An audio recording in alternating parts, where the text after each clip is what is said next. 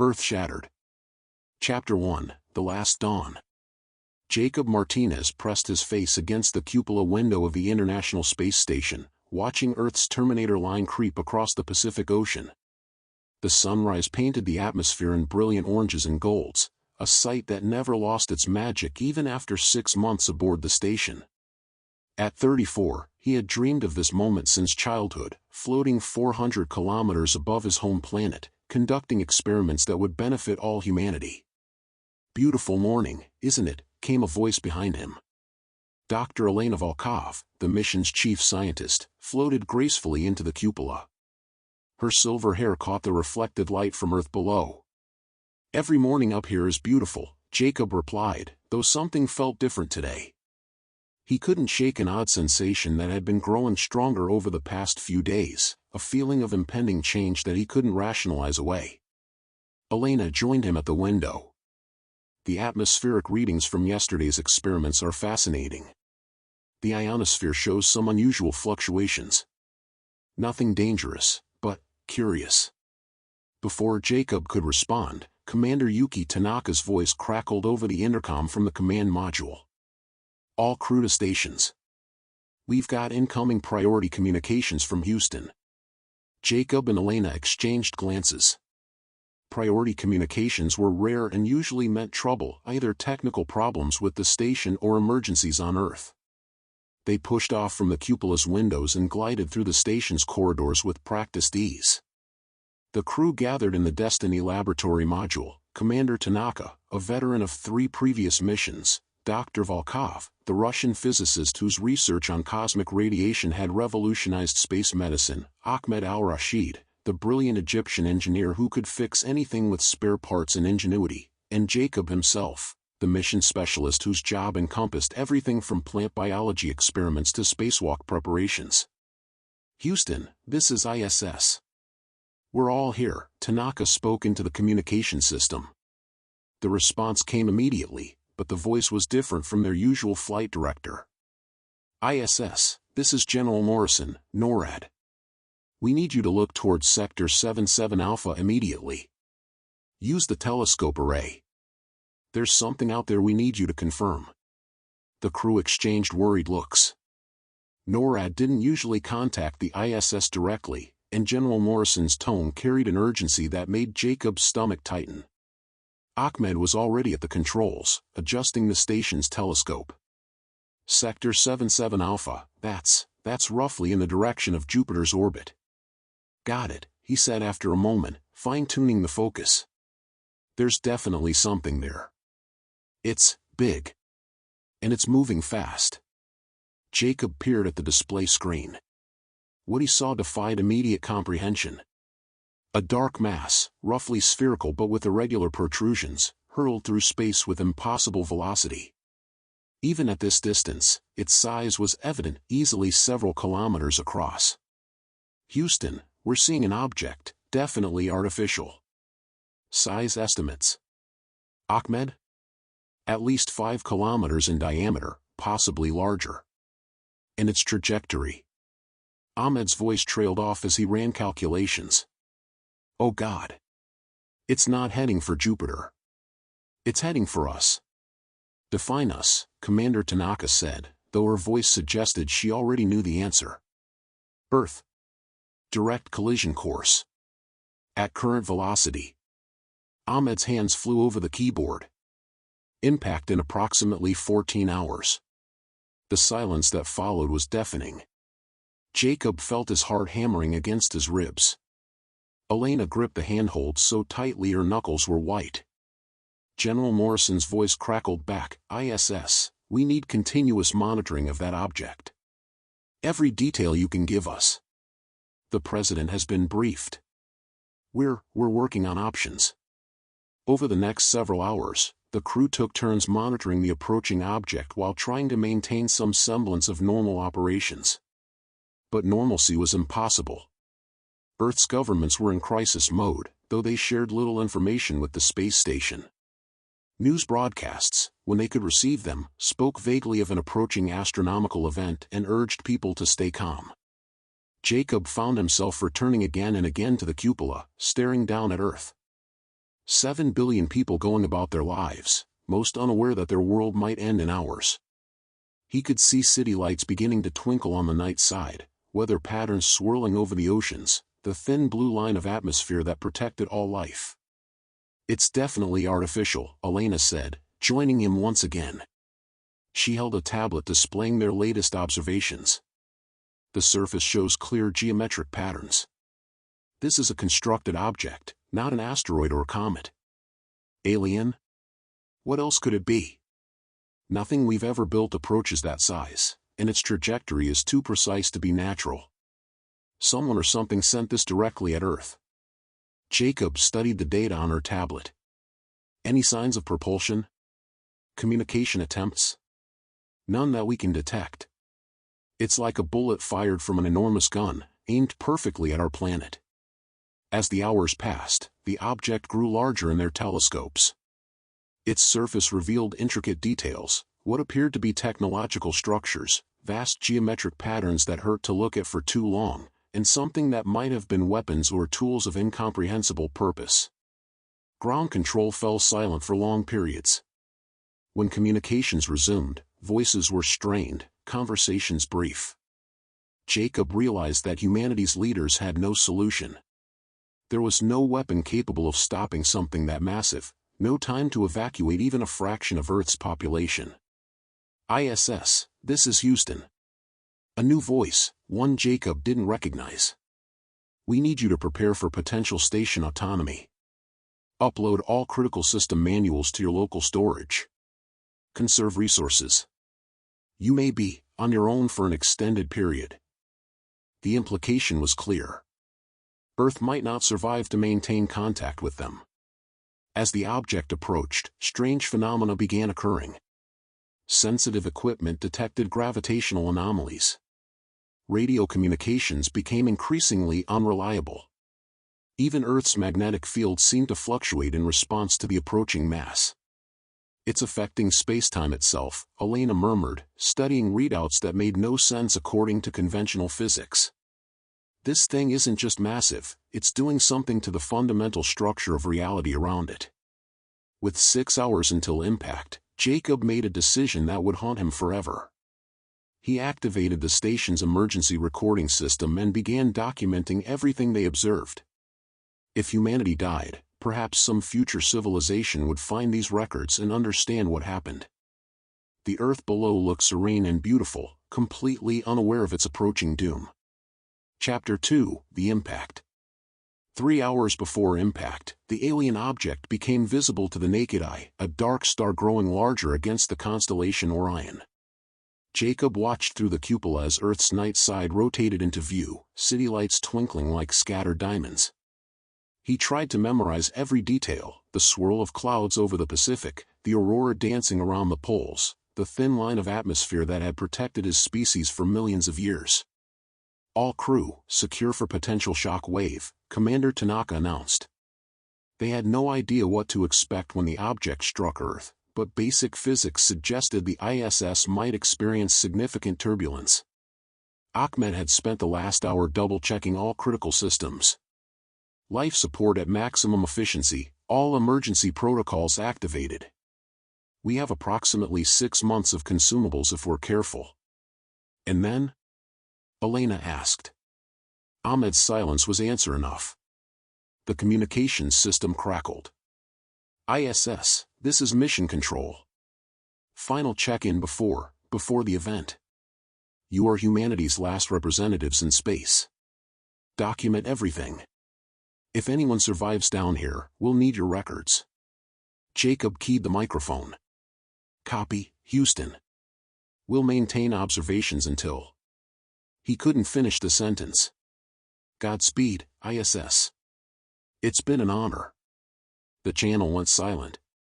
1 hour before impact, the object filled their telescope's field of view. Its surface was a nightmare of geometric impossibilities, structures that seemed to fold in on themselves, patterns that made Jacob's eyes water when he tried to focus on them.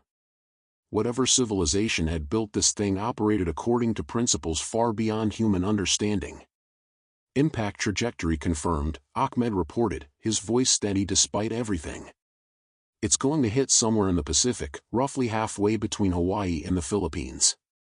Jacob did quick mental calculations. The impact site would be on Earth's day side when they were next over the Pacific.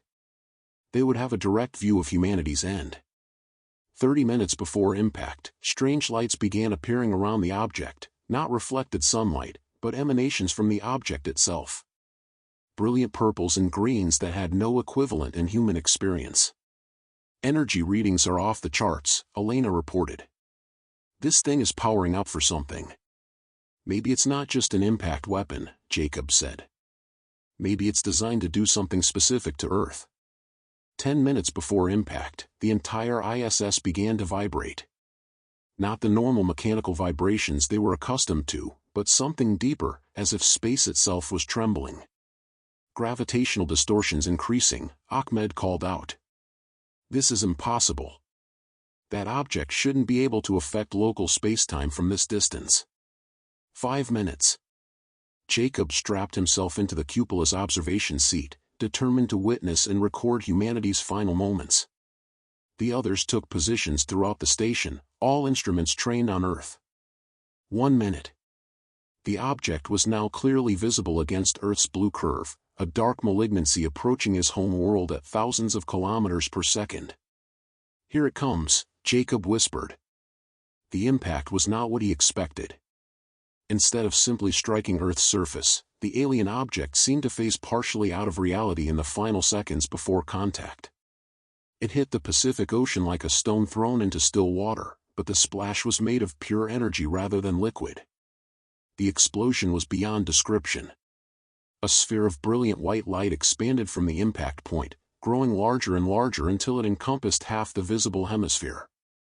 But this wasn't nuclear fire, it was something far more fundamental, as if the basic forces holding matter together were being unwoven. Jesus Christ, Elena breathed. The shockwave reached the ISS 97 seconds after impact. Jacob felt it as a deep, bone-shaking vibration that seemed to come from everywhere at once. Emergency alarms screamed throughout the station as systems fluctuated under stresses they were never designed to handle. But the physical shockwave was nothing compared to what followed. As Jacob watched in horror, Earth simply came apart. Not an explosion, that would have been too quick, too merciful.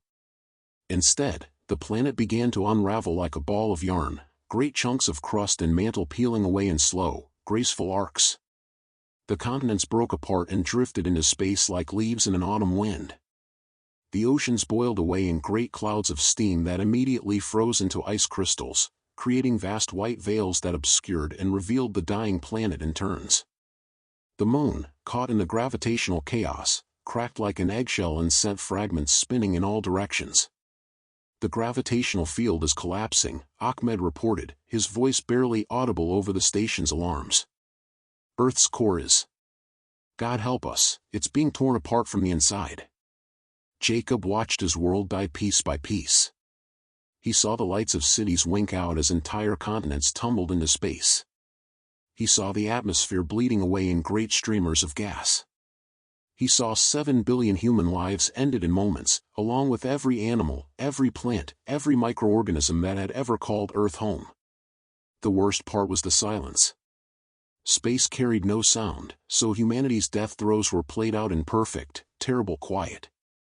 Only the ISS's alarms and the crew's ragged breathing marked the end of everything they had ever known. Debris field expanding, Ahmed reported mechanically, as if clinging to procedure could somehow make sense of the impossible. Large fragments on collision course with our position. Commander Tanaka's training kicked in. All crew, prepare for emergency thrust. We need to avoid the debris or we won't survive the next 10 minutes. The station's thrusters fired, pushing them away from the expanding cloud of planetary debris. Jacob watched through the cupola as chunks of rock the size of mountains tumbled past, some still glowing from the heat of Earth's disrupted core. One fragment, a piece of what might have been the Himalayas, passed close enough that Jacob could see individual rocks and ice formations on its surface. Somewhere in that tumbling mass might be the remains of Everest, the summit that had challenged human climbers for generations. Trajectory stabilized, Ahmed announced. We're clear of the major debris field. but they weren't clear of the gravitational chaos. Earth's destruction had created a local maelstrom in space-time, and the ISS was caught in its currents. Jacob felt the station accelerating, not from its own thrusters but from forces beyond their control. "We're being pulled away from Earth's orbital path," Commander Tanaka realized. "The gravitational disruption is throwing us toward the outer system." Elena ran quick calculations on her tablet. "At our current acceleration, we'll escape Earth's gravitational influence entirely within 6 hours." Jacob stared at the expanding cloud of debris that had been his home world. Already it was difficult to believe that organized matter had ever existed there. The destruction was so complete, so thorough, that it was as if Earth had never existed at all. "Crew," Commander Tanaka said formally, "I'm officially declaring this mission extended indefinitely. We are now humanity's only survivors, and our duty is to survive as long as possible while documenting these events." Jacob keyed his recording system back to life. For the historical record, though he wondered who would ever hear it, he began to speak. "This is Mission Specialist Jacob Martinez aboard the International Space Station. The time is 14:32 Greenwich Mean Time, June 11, 2025. I am recording to document the complete destruction of Earth by an unknown alien weapon or device. The planet has been taken apart, piece by piece. There are no survivors on the surface. The ISS crew of 4 appears to be humanity's only remaining representatives." He paused, looking out at the debris field that sparkled with reflected sunlight like a vast, deadly constellation. "We are being carried away from the solar system by gravitational forces we don't understand. Our supplies are limited. But we will continue to observe and record for as long as possible, in the hope that someday, someone will find these logs and understand what happened to the human race." Outside, a fragment of ocean floor tumbled past, still carrying what looked like a section of coral reef. Fish bones glittered in the sunlight like tiny stars. Jacob wondered if any whales had been singing when the end came. Chapter 3, Adrift. 6 days after Earth's destruction, the ISS had been flung far beyond the orbit of Mars. The debris field that had once been humanity's home world was now just a faint smudge of light behind them, indistinguishable from distant stars without the telescope. Jacob floated in the cupola, staring out at an alien sky. The constellations were noticeably different now, their perspective shifted by millions of kilometers of travel. Sol itself appeared smaller, though still the brightest star in their view. Everything that had anchored human navigation for millennia was changing. "Morning briefing in the lab," Commander Tanaka announced, though morning and evening had lost all meaning in their endless flight through interplanetary space. The crew had adapted to their new reality with the resilience that had made them astronauts in the first place, but Jacob could see the strain in their faces. Elena had lost weight, her cheekbones sharp under her pale skin. Ahmed's usual humor had faded to grim professionalism. Even Commander Tanaka, unflappable in every crisis Jacob had witnessed, seemed to move with the careful precision of someone holding themselves together by force of will. They gathered in the Destiny module, floating in a rough circle around the central console. Outside the windows, the stars wheeled slowly as the station maintained its rotation for artificial gravity. "Resource report," Tanaka said without preamble. Ahmed consulted his tablet. "Water recycling is functioning at 97% efficiency. Food supplies will last approximately 4 months at current consumption rates.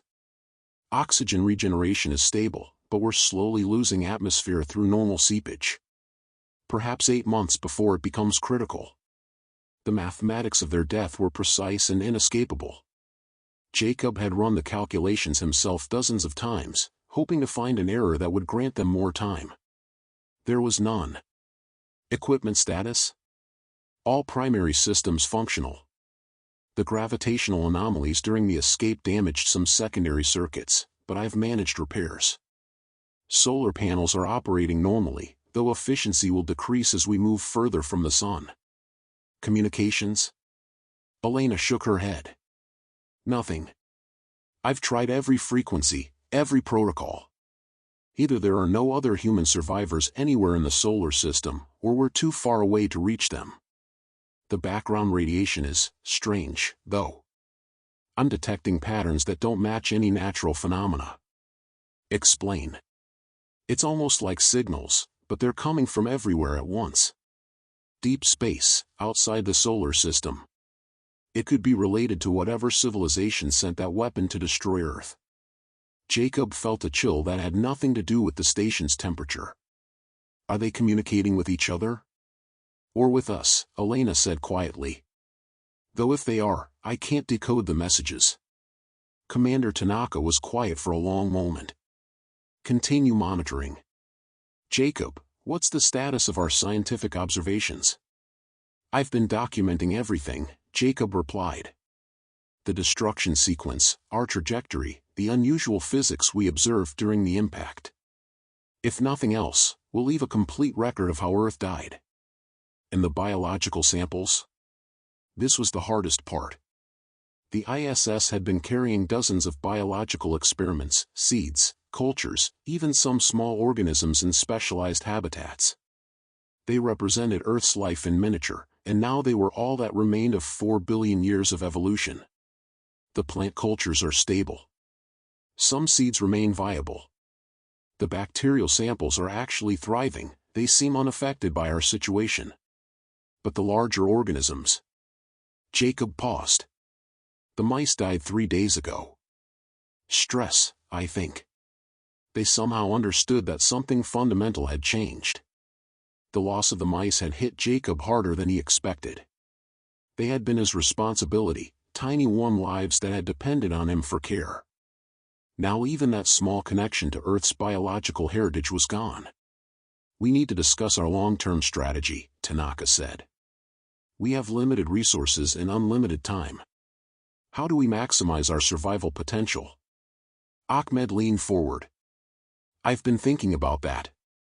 We could reduce power consumption by shutting down non-essential systems. Go into a kind of hibernation mode. It might extend our supplies by several months. Or we could try to alter our trajectory, Elena suggested. We're heading generally toward the outer system. If we could reach Jupiter, we might be able to use gravitational assist to redirect ourselves. Toward what? Jacob asked. Even if we could somehow reach another planet, we can't land. We can't establish a colony. We're trapped in this tin can until our supplies run out.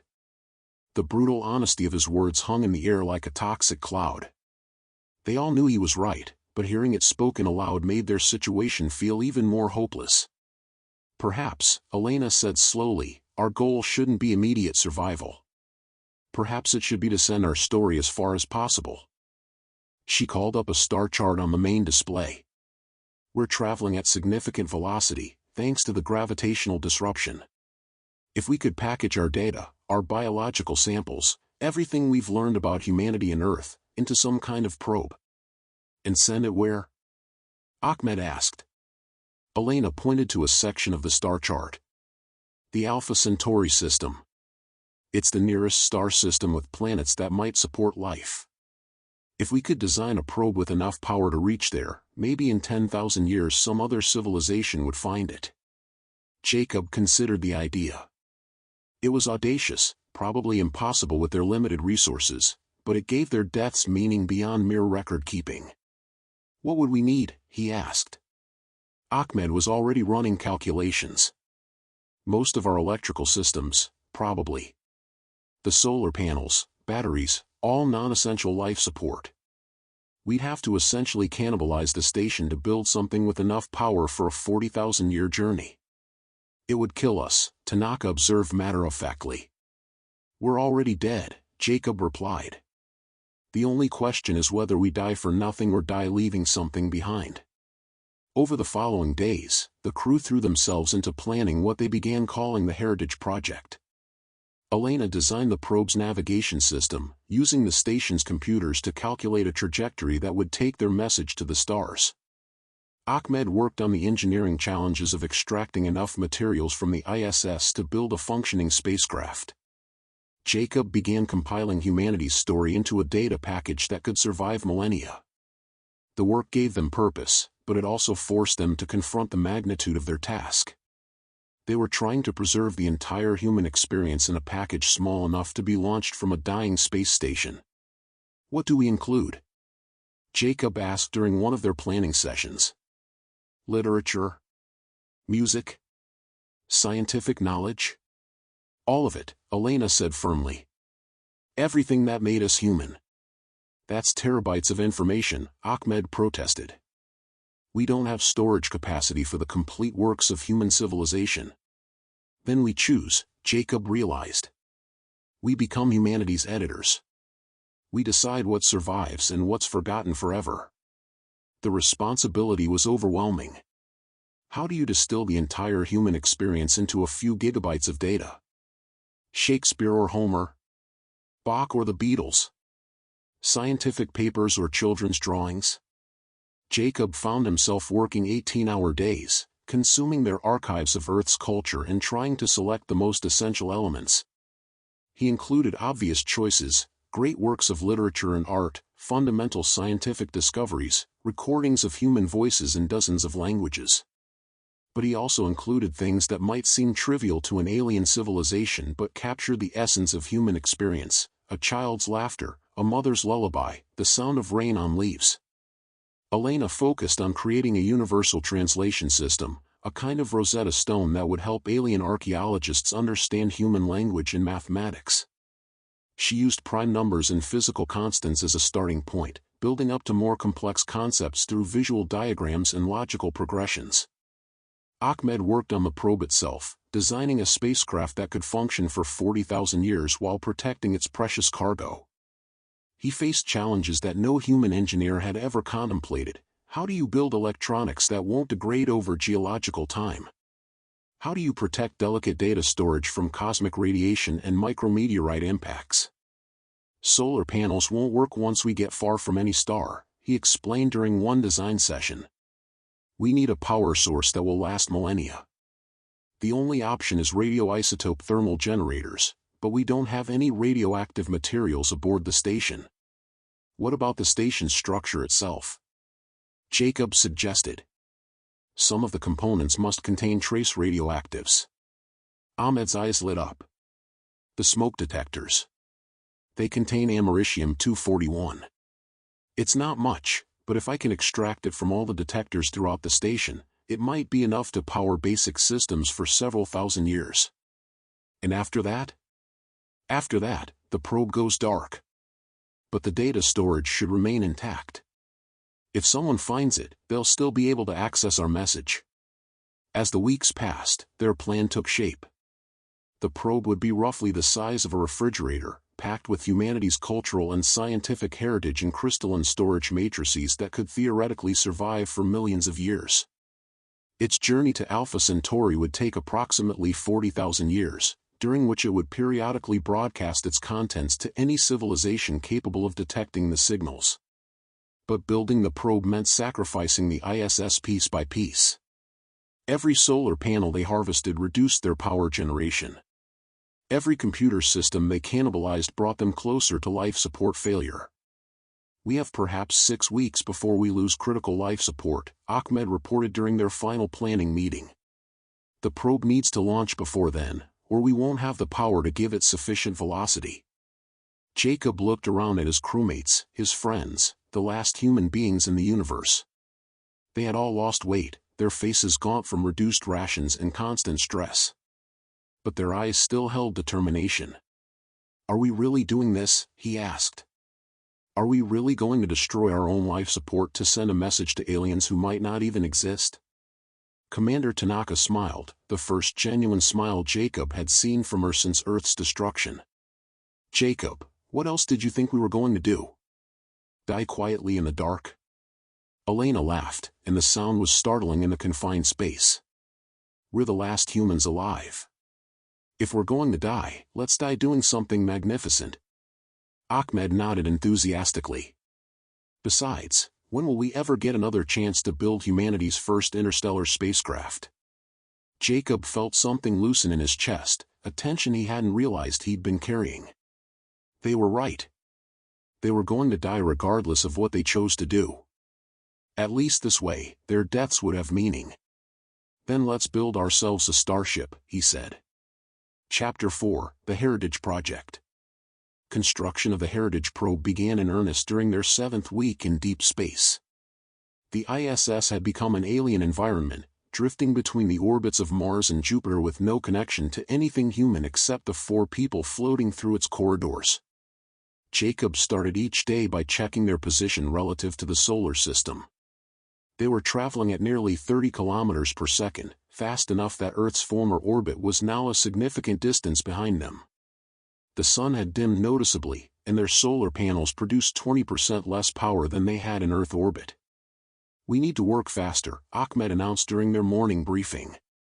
"Power generation is dropping faster than I calculated. We have maybe 4 weeks before life support becomes critical." Elena looked up from her workstation, where she had been encoding the complete works of Shakespeare into crystalline storage matrices. "The cultural archive is 60% complete. I can compress more, but we'll lose fidelity in the artistic works." "Do it," Commander Tanaka decided. "Better to preserve something of everything than everything of something." Jacob nodded, though the decision pained him. They had already been forced to make impossible choices. The complete recorded works of Mozart or Beethoven, but not both. The Library of Congress catalog or the British Museum archives, but not both. Each deletion felt like another small death, another piece of humanity lost forever. The probe itself was taking shape in the station's main laboratory. Ahmed had cannibalized components from throughout the ISS, solar panels reshaped into a communications array, computer processors rewired for long-term hibernation mode, structural elements reformed into a protective shell that could withstand 40,000 years in interstellar space. "The power system is the biggest challenge," Ahmed explained as he worked on the probe's core. "I've extracted americium from every smoke detector on the station, but it's still not enough for full operations during the entire journey." "What if we don't need full operations?" Elena suggested. "The probe could spend most of its journey in hibernation, waking up only periodically to broadcast its message and check its systems." "How periodically?" Jacob asked. Ahmed ran quick calculations. "Maybe once every 100 years. Just long enough to transmit our cultural package and confirm that systems are still functional." Jacob tried to imagine it, their tiny messengers spending decades in cold silence, then briefly waking to call out to the universe before sleeping again. It was both poetic and terrifying. The work was physically and emotionally exhausting. They had to dismantle systems they had lived with for months, cutting apart the station that had kept them alive since Earth's destruction. Each removed component brought them closer to death, but also closer to completing their impossible mission. "Hull breach in Section C4, Ahmed reported during their 3rd week of construction. I accidentally cut through a structural support while extracting the aluminum plating." Jacob and Elena rushed to help with the emergency repair. Hull breaches were potentially fatal, especially with their reduced power levels making environmental systems less reliable. They managed to seal the breach with emergency patches, but the incident reminded them how precarious their situation had become. "We're literally taking apart our lifeboat to build a message in a bottle," Jacob observed as they finished the repairs. "That's exactly what we're doing," Elena agreed. "And it's the most human thing imaginable." As the probe neared completion, Jacob spent more time working on the cultural archive. He had managed to include samples of human music from every continent and century, starting with recordings of ancient folk songs and progressing through classical, jazz, rock, and electronic music. He included spoken word samples in hundreds of languages, hoping that alien linguists might be able to decode the patterns of human speech. But it was the visual arts that presented the greatest challenge. How do you explain the Mona Lisa to beings who might not have eyes? How do you convey the emotional impact of Van Gogh's Starry Night to creatures who might never have seen stars the way humans do? Elena had solved part of the problem by creating mathematical descriptions of artistic works, equations that described the golden ratio in classical architecture, algorithms that captured the fractal patterns in Jackson Pollock's paintings, spectral analyses that showed the harmonic relationships in Beethoven's symphonies. "Art is mathematics made beautiful," she explained as she encoded the final visual files. If they understand mathematics, they'll be able to reconstruct at least some approximation of what we found beautiful. The biological samples presented different challenges. They had preserved seeds from dozens of Earth plants, bacterial cultures that represented the breadth of terrestrial life, and even genetic sequences from complex organisms including humans. But would any of it survive 40,000 years of interstellar travel? The crystalline storage matrices should protect the genetic information, Elena said. Even if the physical samples degrade, the sequences will remain intact. An advanced civilization might be able to reconstruct Earth's biosphere from the genetic data alone. Jacob found that idea both hopeful and heartbreaking. Somewhere in the distant future, alien scientists might grow Earth flowers in alien soil, guided by the genetic blueprints humanity had left behind. But the flowers would never feel Earth rain or be pollinated by Earth bees. They would be copies of copies, beautiful but disconnected from the world that had created them. Personal messages, Commander Tanaka announced during their final week of construction. We each get 5 minutes of recording time to leave something personal in the archive. Jacob had been dreading this moment. What do you say to alien civilizations 40,000 years in the future? How do you explain what it meant to be human without sounding either too clinical or too emotional? He ended up recording a simple message, spoken while floating in the cupola with the stars visible behind him. My name is Jacob Martinez. I was born on a planet called Earth, in a time when our species was just beginning to reach for the stars. I became an astronaut because I wanted to see the universe beyond our world. I never imagined I would see our world end. If you're hearing this, it means you found our message. It means that intelligence and curiosity still exist in this universe, even though humanity is gone. That gives me hope. We were not a perfect species. We fought wars, we damaged our environment, we sometimes let fear overcome our better nature. But we also created beauty. We asked questions about the universe and sought answers. We loved each other, sometimes so fiercely that it hurt. We told stories to our children about heroes and villains, about journeys to distant lands, about the triumph of good over evil. I don't know what you are or where you came from. But if you're listening to this message, you have something in common with us. You're curious about the universe. You want to understand what came before you. You're not content to exist without asking why. That curiosity is what made us human. I hope it's part of what makes you whatever you are. Take care of each other. Take care of your world.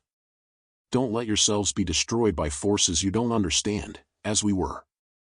This is Jacob Martinez, the last astronaut of the human race, signing off. Elena's message was more technical but equally moving, a scientist's explanation of how humans had come to understand their place in the universe, from the first observations of celestial mechanics to the discovery of DNA to the development of space travel. She included personal observations about the beauty of mathematical relationships and the joy of scientific discovery. Ahmed spoke about human engineering and creativity, about how his species had learned to build tools and machines that extended their capabilities. He included technical specifications for some of humanity's greatest achievements, not because aliens would need to build internal combustion engines or computer processors, but because the progression from simple tools to complex technology illustrated something fundamental about human nature. Commander Tanaka's message was perhaps the most poignant. She spoke about leadership and responsibility, about how humans had learned to work together despite their differences. She talked about the crews she had commanded, the trust that developed between people when they depended on each other for survival, and the bonds that formed when humans faced challenges together. We were stronger together than we were alone, she concluded. I hope that's true for your species as well. With the personal messages recorded and the cultural archive complete, only final assembly remained. The Heritage probe had grown to fill most of the laboratory module, a testament to human ingenuity and desperation in equal measure. Power systems check, Ahmed called out as they ran through the final pre-launch sequence. Confirmed, Elena replied. Radioisotope generators are functioning normally. Projected power duration, 4,000 years at minimal consumption, with periodic full-power broadcasts. Navigation systems check. Confirmed. Course plotted for Alpha Centauri system. Trajectory will require minor corrections after launch, but we have sufficient thruster fuel for the necessary adjustments. Cultural archive check. Jacob consulted his displays. All data systems nominal. Archive contains approximately 847 terabytes of compressed cultural, scientific, and biological information. Storage matrices are sealed and ready for long-term preservation. Communications array check. Confirmed, Elena said. The probe will broadcast on multiple frequencies during its active periods. Even if most of the message is lost to interference, enough redundancy exists to reconstruct the core archive. Commander Tanaka floated in the center of the laboratory, looking at their creation.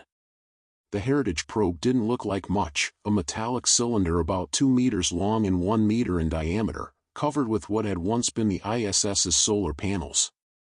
But it contained the entire human experience, compressed into crystalline storage and protected by the best engineering they could manage with salvaged materials. Life support status, she asked quietly. Ahmed checked his instruments. Oxygen generation failing. Water recycling at 60% efficiency. We have maybe 48 hours before systems become critical. Then we launch tomorrow, Tanaka decided. Final systems check at 0800, launch at 1200. That night, though night was merely an arbitrary designation now, Jacob floated in the cupola one last time. The stars looked different than they had from Earth orbit. Alien. But they were still beautiful, still mysterious, still calling to whatever remained of human curiosity. Tomorrow they would launch humanity's last message to the universe. And then they would die. But tonight, Jacob Martinez was still alive, still human, still capable of wonder. He pressed his palm against the cold window and whispered a prayer to whatever gods might be listening in the vast darkness between the stars.